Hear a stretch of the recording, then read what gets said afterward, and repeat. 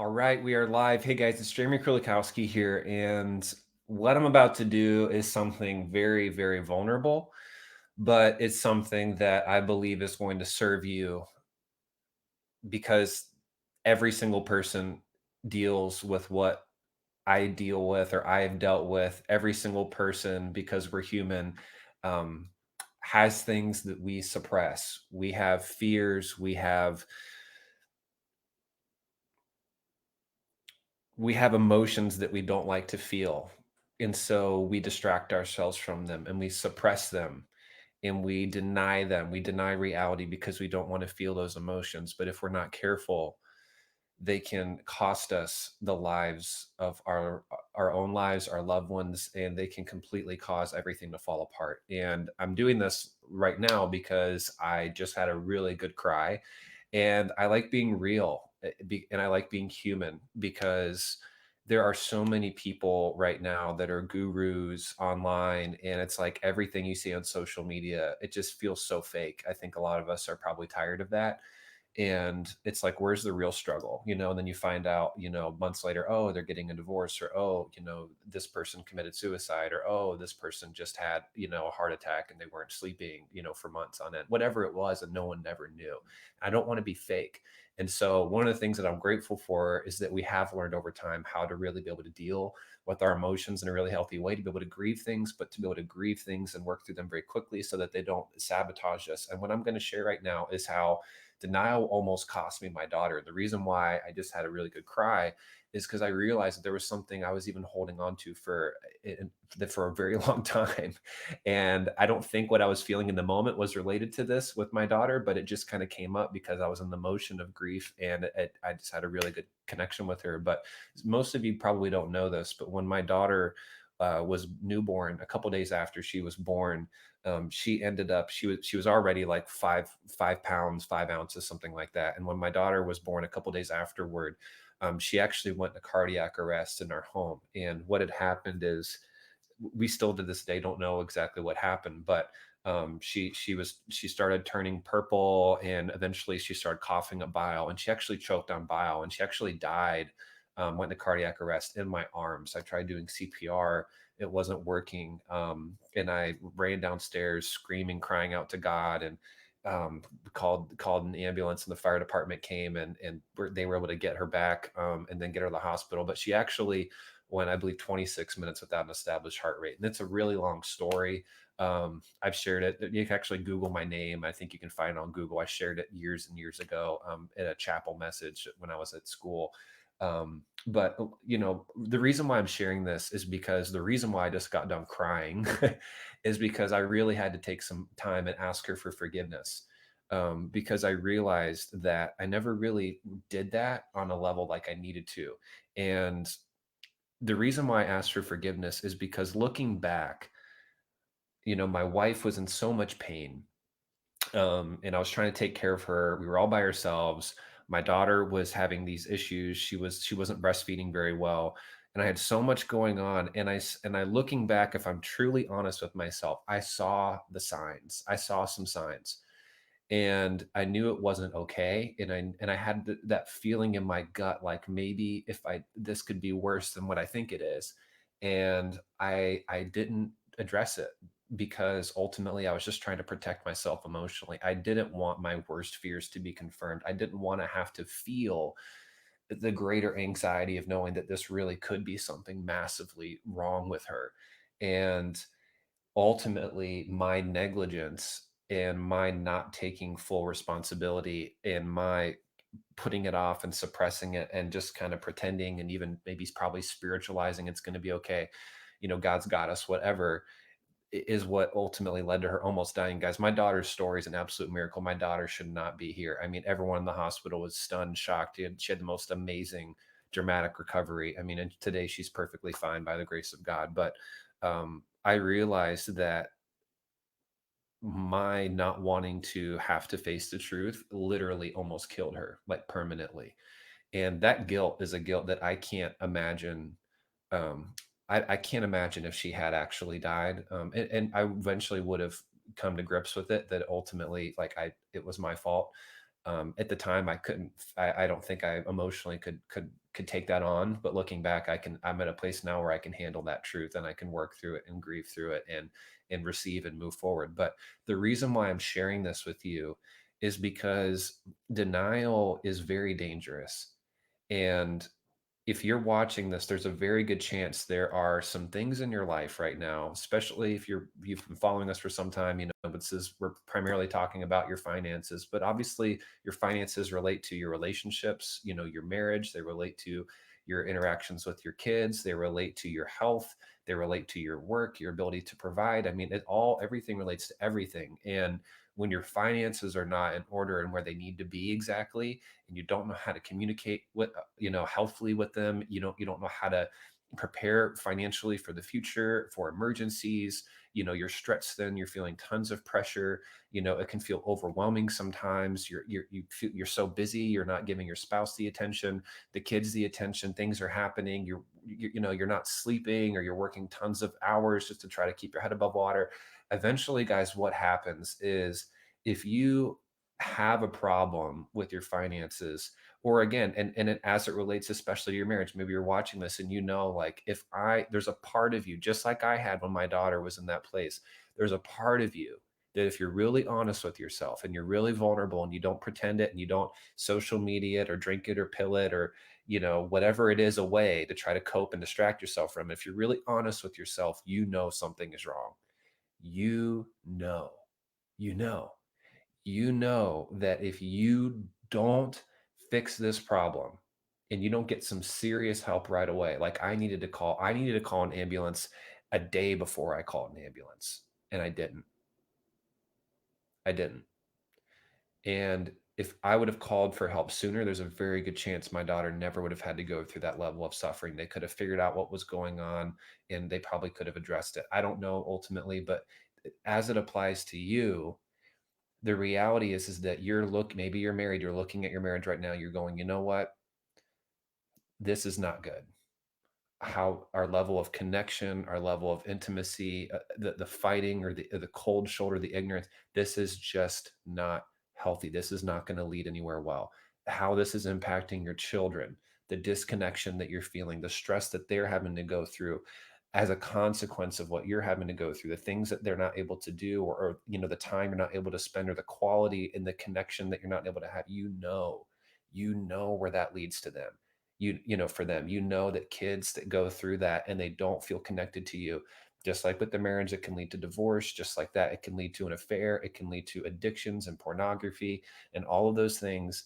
Just like with your kids, this is where kids, when you don't feel a strong connection with your parents, this is where they get into drugs, they get into alcohol, they turn away and walk away from the faith, they end up going after the opposite sex to try to find validation and attention, they end up getting into gangs, they end up getting into, their life goes in the gutter.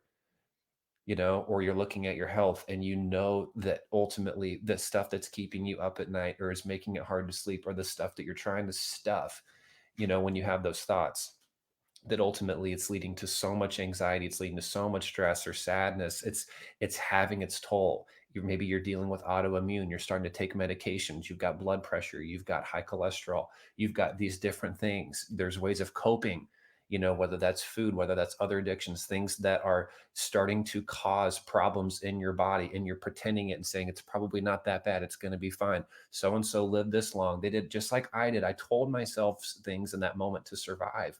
With my daughter, I was so afraid of facing the truth, and I told myself all these stories to survive, but deep down, I knew it wasn't okay and something was wrong. I knew it. And you know it. That this is having a major impact on your life, on your body. That at some point, whether that's a heart attack, a stroke, cancer, some kind of major autoimmune disease, Alzheimer's, dementia, something is going to happen. Your body just can only go through so much. So it. You do.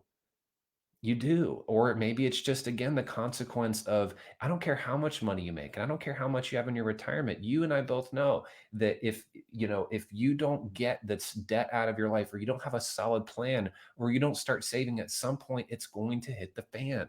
Whether you lose your job, whether something happens, again, maybe you go through a divorce and it costs, you have to split up your businesses, or your income, or pay out all of this kind of stuff. some major health crisis, something happens and you can't work. How many months could you go before everything starts to hit the fan, before you lose your house, you lose your home, before you're having to beg and call for friends and family? I don't care how much success you've had, guys. I've seen people that have lost everything, and they're not necessarily bad people or dumb people or lazy people. It's what happens when you keep kicking the can down the road and pretending it and stuffing it like the beach ball under the water. Eventually it comes back up and it hits you in the face. And sometimes, guys, it's irreparable. And just like my daughter, I can't, thank God she doesn't seem to have any side effects from what happened. But if she did, I can't take that back. As much as I would love to, and as much as looking back, it's like I'm grateful for the trials and everything, and how God's used it to encourage lots of people, even through this. Maybe right now you're getting encouraged. It's my prayer, and that's going to help you kind of wake up and say, I've got to deal with this. But I still can't take that back, and you won't be able to take that back. You won't be able to get your life back. Yeah, Kelly, go back and listen to it. It's my prayer that it would just serve you. But really, we're talking about denial. And again, guys, the reality with denial is that, ironically, when you hold on to denial, when you pretend it, you stuff it, you pretend like it's not that bad, ironically, it's what actually causes your greatest fears to become true. My grandma, she had breast cancer. It's not that bad. I'm sure it'll be fine. I'm sure it'll go away. And she didn't tell anyone. I can guarantee you she probably told her hundreds of different stories to survive and get through the day. I don't have money for that. It's going to get through it. I'll eat different. I'll change my diet. I'll exercise, whatever. Didn't take it serious. Didn't take it serious. Didn't tell anyone. Before you know it, it's stage 4. And she can't, guys, it was too late at that point, and she died. And guys, this is just how human brains work. It's like we just typically, we will do everything we can to not have to. It's not even the thing, it's not even the event. You're not scared of even the bankruptcy or the divorce, or, or losing the house, or the job loss. Even that, ironically, it's not ironically, but interestingly enough, that's not even what you're ultimately afraid of.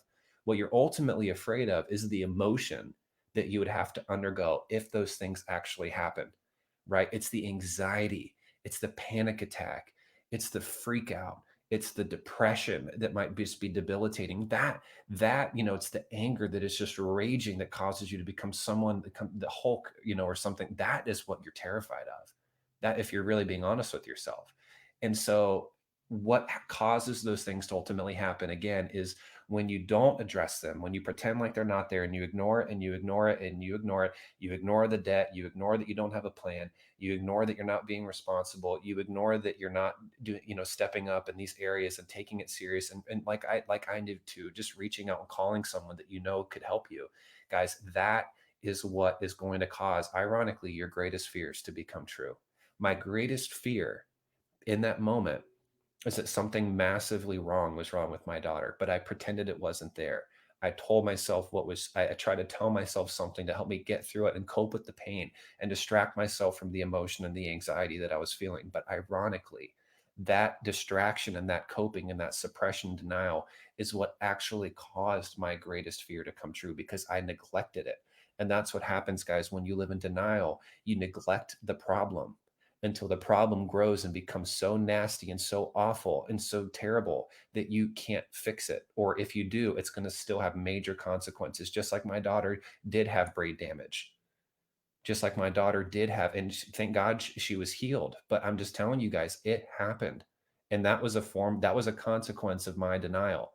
And I'm just saying, guys, every single thing that you're dealing with right now, if you are honest, every single person watching this, there's at least one area of your life. If you're watching this, I know there's at least something in your finances where it's not right. Maybe it's your retirement. Maybe it's the amount of savings that you have. Maybe it's the amount of debt that you're carrying. Maybe it's just not having good communication. Maybe the fact that's causing you to have to work crazy amounts of hours and not spend time with your kids. We are human. If you're honest yourself, you know where that leads. I don't have to convince you of that. I might help you see things a little bit more clearly and make you think through some of those side effects and consequences. But you're smart. We all knew. I knew. I was just pretending. until it blows up in my face, until it blows up in your face. And I don't want that for any of you guys. I've had to live through some pretty terrible side effects and consequences. And thank God, God has been very merciful. But guys, I also know people that had did the same thing I did, and they did lose their, they either lost their child or they went through tragic, side effects, consequences, or they lost a loved one, things like that. It just happens, guys. And so I really believe that ultimately what I'm going through, what I went through is meant to serve you and is meant to be a gift to you. But I just don't want you guys to have to go through that kind of pain. I don't want you to have to go through that kind of regret. And even if it's something far off, like we talk about retirement, guys, because you see it happen. You know that I don't care if you're in your 40s, 50s, I don't care if you've got making hundreds of thousands of dollars a year. You know that right now, if you do not save, guys, at least $1 million. I mean, and even that's not that much. It's like, what is that? Living off 40 grand a year, plus whatever you can get from Social Insecurity. So even that's usually not enough to really get you guys by and really do that. If you don't get caught up, it is going to cause your kids, if you even have kids that are even capable, which more often than not, they're not, because they're learning from you. And if you don't show them and give them a different example, most of them are making the same dumb decisions. I mean, let's be honest. And so what happens is that that when you're 60 or when you're 70 and only 6% of people can even work past that age, you know that you're going to be on their doorstep begging. You know that you're going to be that parent that was having to beg your kids for help, or where the kids, again, they stepped in because maybe by then you can't even remember. You're not even aware of what's going on because of everything that's going on. Maybe your brain just takes a hike. My great grandma had Alzheimer's. You might not even be conscious, but you know what's going to happen. And you know that they're going to not only have to care for you and pay your bills, but their own, which are probably more even that than they can handle, just like you might be feeling that right now for you. Imagine having to take care of your parent. They're going to take care of you, themselves, their kids, whatever they're going through. And maybe by then they've even got their own grandkids. And guys, listen, I see this happening all over the country. But that's what happens if you don't deal with it now. At some point, it's going to hit the fan, and it's not fair. Just like it wasn't fair for my daughter to have to experience that pain, even though she was too young she doesn't even remember it. And she told me today, she was so sweet. She's like, Daddy, I forgive you. It's okay. You take good care of me. And I know, sweetie, but I knew I could have done more. I know that I neglected it. And just like, again, your kids doesn't mean your kids are going to hate you, but man, it's not going to be easy. It's not going to be happy. It's not going to be fun. Again, just imagine that. Some of you guys watching this, you already have to do that for your parents. It's hard. It is not easy. I hear from people all the time. They are exhausted.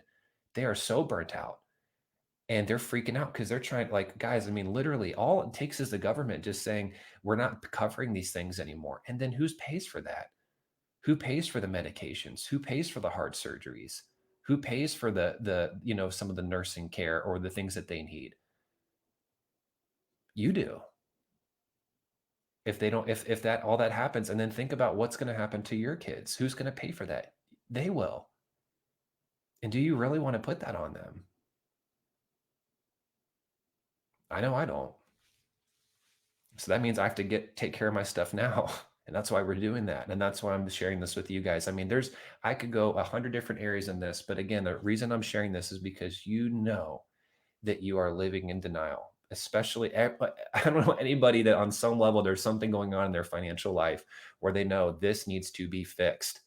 I need to get on a plan. I need to get a budget in place. I need to get a plan for my money. We need to stop the fights. We need to stop ignoring it. Or just like a guy I was talking to today, just saying, hey, his spouse was racking up all this debt. He didn't know about it. He went to the grocery store one day to swipe the card, insufficient funds, check it again. Nope. Called the wife. Hey, honey, what happened? What's going on? Well, yeah, it's almost maxed out. Thanks for letting me know. $20,000 of debt, didn't really know about. So again, I'll fine. Then guess what his solution was? I'm just going to take it over. That doesn't fix anything. All it does is leave your spouse feeling like an idiot, disempowered. All it does is cause you is now stepping in. Now you're filled with all this anxiety. Now you're filled with all this frustration, and the trust still isn't repaired. You're still feeling inadequate. You feel like a loser, especially if you rack that up. You still have so much guilt. You don't really feel empowered to fix it and become a team and fix it. Now just one person's carrying it, and it's like, it just doesn't work. It doesn't work, guys. You've got to learn how to come together and how to work through this together as a team if you haven't been able to do that yet. So I'm just sharing this, guys, because it happens, and it's happened to me, and I could even share tons of denial around my own financial circumstances, and how it led to not so good consequences. But I just wanted to share this about my daughter. I just wanted to be vulnerable with you guys and just share that it's okay, even if you're watching this and you're having a hard day. It's okay to have a hard day. It's okay to grieve. It's okay. Most people, they grieve, but they don't. They need to grieve, but they don't. They need to have a big cry, but they don't let themselves cry. So I do that. I let myself feel that, and sometimes I encounter something that hits me out of nowhere, but it was what I needed to feel and my wife needed to feel. We even just had a really powerful time together with my daughter and just really asking for forgiveness, really just owning it on a level like we never had before. And she's 7, by guys, I was 7 years. I was holding that in. So I don't want you guys to experience the fallout of any of this. And if you are, again, if you are watching this and you know, Jeremy, I got to get some help. Just like me, like I needed to call a different doctor because the doctor we were working with sucked. And again, maybe you're watching this, you tried some help before.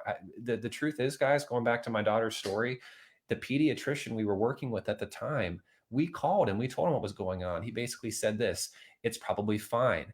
And guys, guess what I wanted to hear? That's what I wanted to hear. But again, part of me knew just because he said that doesn't mean it's okay. And just because your financial advisor, your financial planner, or just because your parent, just because your spouse, just because your pastor, just because your kids or the person in church looked at where you were at and said, it's fine, it's going to be okay financially, everything's going to work out. You know, I've talked to people even recently where it's like their financial advisors telling them, and I'm like, oh my, they said what? They told you to do what? They said that you're not okay. This isn't okay, just like me. But they didn't want to face it. They're like, oh, thank God, he confirmed my greatest, my he or she told me exactly what I wanted to hear. But guys, just because I tell you what you want to hear, I don't care how many letters are behind their name, doesn't mean it's the truth. It doesn't mean that you don't need a second opinion. And so, guys, again, I needed that. I needed to call a better doctor. I literally, guys, while she was choking on bile the second time, he's like, what do you want me to do? Call an ambulance? And I hung up on the guy. And it was, it's so, guys, the story is so intense. Such a longer story, but guys, the point being is that I knew that it wasn't okay. And I don't care, again, how many people have patted you on the back and said it's probably going to be fine and don't worry about it. It's okay. Don't stress over it. Trust God. Guys, the reality is that I trust God and I love God, but that doesn't mean that God's going to just let you do whatever the heck you want to do without any consequence if you're not being responsible. I mean, God loves me. He still loves me just as much as he did when I made that poor decision and when I was living in denial. But at the end of the day, he also loves me enough to let me experience the consequences of the pain so that I would learn. And I don't want any of you guys to have to go through a really hard, loving discipline like that, because it was really painful. And sometimes, again, it is you lose a life that you can't get back. So I love you guys. Hope this helps. And listen, if you need help, guys, listen, I am more than happy to speak with you and see what we can do to help. Um, Michelle, happy Tuesday as well. Kelly, having lots of regrets over many things. Yeah. Kelly, again, we all do. And the truth is, guys, if you're human, and we all have regrets, but what matters is what are you going to do? What are you going to do to turn that around? And instead of making it a regret that you bury with you in the grave, you actually make it some redemption. You turn the regret into redemption. You turn the regret into some resolve, into I'm turning a corner. I'm going to fix it. And just like I can look back at my daughter, of course I have regret. But the reality is that I've made changes now, and I do things differently where we don't just wait for things to happen. We even had something happen about 6 months ago where there were some concerns. One of our doctors said, there's some things going on in her. I think you need to take a look at it. Guess what? I didn't want to hear that. I knew it was going to cost a lot of money. I knew it was going to cost time. And ultimately, I just didn't want to have to hear that she's got some major thing. Guess what, guys? Going back to when my daughter almost died, thinking, oh, wow, I wonder if this is because of what I did. I didn't want to have to feel that guilt over again. So what do you think I was tempted to want to do? It's going to be fine, but I didn't do that. And we went and got a second opinion. and I was willing to shell out, almost 10,000 plus dollars. And then we got a third opinion, and then realized that it actually wasn't that, and it was fine and everything was okay. But that was the actual truth after really digging in and getting into the test, not just like a superficial glance, just like that other doctor that for my daughter the first time, that was a superficial. He really didn't do a good job. And it's the same thing for you guys. Again, I don't, it's okay to have regret. It's appropriate. It's a good emotion to feel. But the reality is what are you going to do with it to make sure that you can learn from it and that you can fix it and don't ever have to go through a life of regret, where again, you're looking back and guys, there are so many people that die that literally go to the grave. And guys, when you're on that hospital bed, assuming you're still conscious and Lord willing, your friends are there, your family's there, people that still love you are still around, they want to be there. I don't want you to spend that time rehearsing your regrets, which so many people do. And that's the moment where they're asking for forgiveness and regrets and all the things they did wrong. I want you to be there smiling, proud, knowing that you took care of business. You knew exactly what you needed to fix. You did it. You didn't leave the burden on your kids. You didn't leave the burden on your spouse, that you were responsible. You left a legacy. You left a gift for your children and your children's children, like Proverbs talks about. You left an inheritance, that you left a noble, dignified example that your kids could learn from, your grandchildren, great grandchildren, where books could be written about you, saying, wow, they really were amazing stewards of God's resources. They were an amazing example. They really lived their fullest potential for God and made the biggest difference in the world with their lives. And especially if you're watching this, again, this is mainly about finances. And so if you guys need help with that, you can go to jeremykulikowski.com/apply. There's the link. I know you guys are like, man, you're always usually so fired up. And I am, like, I usually am, but there's moments where I just let myself feel what I need to feel. And I'm just like, wow, is this going to serve somebody? So, um, Lord willing, it served you, and God will use it to help you to take whatever you need to deal with even more seriously, and to reach out and get some help. And if in any way, shape, or form, deep down that what you are dealing, the suffering, the problems that are revealing themselves in your body, in your marriage, in your work, whatever that would be. I mean, the distractions and all of the things that are happening, that you need to get some help with your finances. Just reach out, guys. If I can't help you, I will be totally honest with you. But guys, the truth is you really just need three things. You do. And I don't care how broke you are. I don't care how much you're struggling, how far behind you are, how disconnected your spouse is. Even if your spouse doesn't want to be a part of it, if you're married, it doesn't matter. Okay. All you have to be are three things: decisive and committed, coachable and resourceful. That's it.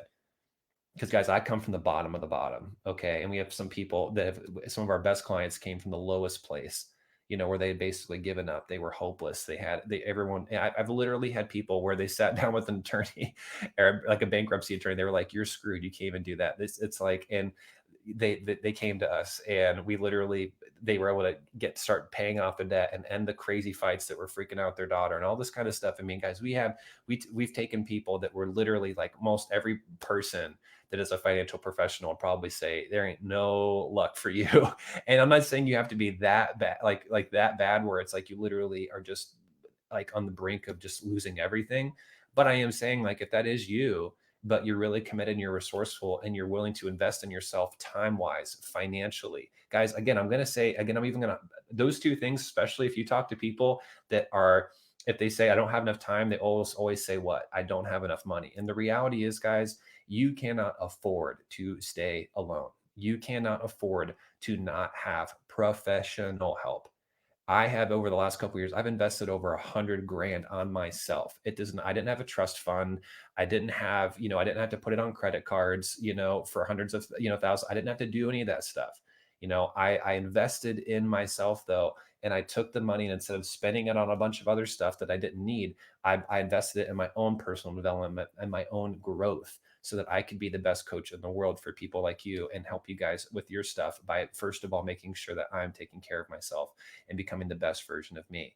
Okay. And getting my finances where they are, and to the highest possible level of success. And that's what I have committed to. I'm still committed to that. I will never stop investing in myself with my time, with my money. Okay. So again, don't book the call. If you're like, I just want to, guys, if you want to try the cheap and free stuff, go online. There's like a million books on how to get out of debt. There's tons of, there's $100 courses out there. But guys, if you're watching, guys, it's bogus. How many people it actually works? That's not that, you don't need more information. You need transformation. You need people that are going to hold you accountable, that are going to lovingly make sure that you're actually following through, that are going to help you overcome the roadblocks and the specific things for you that are holding you back, that are keeping you from taking action, that are keeping you from implementation, that are keeping you from really doing the things that you don't want to do to get the results that you desperately need, that are there to inspire you, people that are there to wrap their arms around you and hold your hand and spoon feed it. People need that. It's so rare that I meet people where it's like my entire life changed and all I needed to do was read this one book or take this $100 course. Guys, most of that stuff's out there. It doesn't work. Most people at this point, they're reaching out to us. They realize I've tried all that. I don't have time to waste on that. I don't want to spend decades trying to piecemeal and Frankenstein, my financial plan. I just want to go to someone who's an expert who knows how to fix this and has helped countless people like me be able to do it. And I don't want to have to take 8 months, 8 years. I just want to be able to do this in a matter of a couple months. So guys, that's really what we do. So that by the time we're done, if we were to work with you, by the time we're done with you, by the time you got a solid plan for your finances, your money is under control, you're saving as much as you can save, you're on a path to be able to make as much money as you could possibly make. And from there, really the sky's the limit. And again, I'm unabashedly saying, like, if you are not willing to invest your time and money to get help, don't even bother booking the call, because you're never going to get the problem fixed, period. Just like with my daughter, when my daughter had that massive, the thing that happened, I had to invest a ton of time and money figuring out what was actually wrong and how can we fix it. Second time around 6 months ago, I was going to have to invest what was money to figure out what was wrong. And I could have ignored it and I could have gone the cheap route, but I knew it could cost her life. I knew that it could cost her having a fallout of consequences in her health if I didn't pony up and if I didn't pay the money and if I didn't give it the time that we need. I knew that the appointments were going to be probably very inconvenient. I knew that the money was going to be more than I wanted to spend, but I did it because I knew I desperately needed to do it for the sake of my family to fix this problem. And if you are in a place where where you want to be financially, you need to do the same thing. You do. I've had to do it. I'm unashamed about. I've done it. Okay, and I can tell you right now, like, anything that I've invested in myself is astronomically more than what we even ask people to do to be able to invest in themselves to get help. Okay, so if you need help, okay, go ahead, book the call. If not, and again, if you don't want to invest the time and the money to do it, just don't even bother. If you do not want to be resourceful, if you do not want to, if you're not committed, if you're not sick and tired of it, if you're not coachable and you're stubborn and you just want to keep doing it your way, that's fine. But again, same thing over and over, expecting different results, guys. We know that's the definition of insanity. So if you've tried it alone, it ain't working for you. That's cool. That's why I get help. That's why I have coaches. And that's why I recommend you get the same. You need some wise counsel in your life of people that know what to do and are committed to investing the time as well in you and the resources, because I've spent insane amounts of money. I've spent thousands and thousands of hours learning and developing myself and learning what works, what doesn't. How can we help people do in a matter of weeks what most people can't do in the course of a lifetime? I've done that for your benefit if you're watching this.